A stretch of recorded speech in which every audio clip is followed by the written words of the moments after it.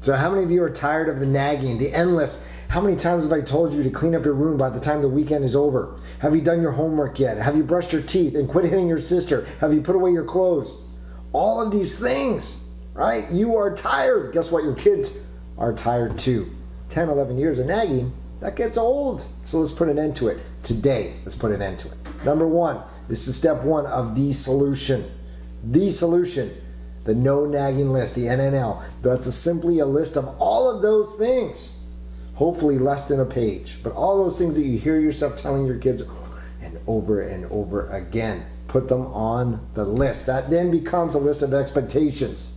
Okay? These are the things that I expect you to get done on a daily, on a weekly, and differentiate so that they know when you're going to be checking up on them.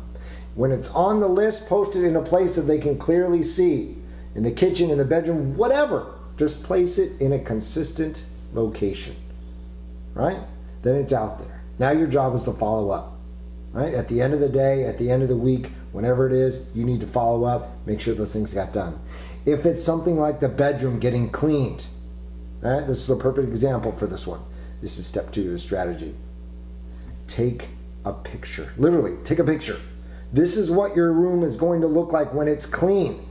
Right? There's nothing worse than your child's gone in there and they spend however many minutes they've spent, right? Like 5 or 6, cleaning up their room, and you come in and you're like, oh, yeah, looks pretty good, but you know, what about over there? What about over there? And then they're like, it goes on forever, right? And then you're back to the nagging again. So take a picture. That way they have that picture in front of them and it's like, oh, now I know it's clean. It looks just like in the picture. Help them out with that, all right? Takes a little bit of time. Help them out with that. Next step, you have to commit to no more nagging, right? No more nagging. It's easy to put things on the list and say, oh yeah, I'll follow up with them. It's difficult to say, I'm not going to nag. I'm not going to say anything to them when I see the socks on the ground because it isn't the end of the day yet. And I told them they had till the end of the day. End of the day comes, you can say, hey, are all of your clothes picked up? Hopefully you don't already know the answer to that question. And that is step 3. Do not ask questions to things that you already have the answers to, or that you can find out the answers for yourself without having to ask the question. Perfect example. Is your room cleaned up? All you need to do is go walk down the end of the hall, look in the bedroom. You can see it's not cleaned up. So then it's not a question anymore, it's a statement. Your room is not cleaned up, doesn't meet the picture. Okay? You haven't met the expectation, then the follow-up. What's the consequence? This is what really holds the NNL, the no nagging list. Right? Make some beef out of it. You have to be able to follow up with the consequence. You need to decide what that is. I can't tell you. You know, whatever you're comfortable with. Something though that they know that you mean business.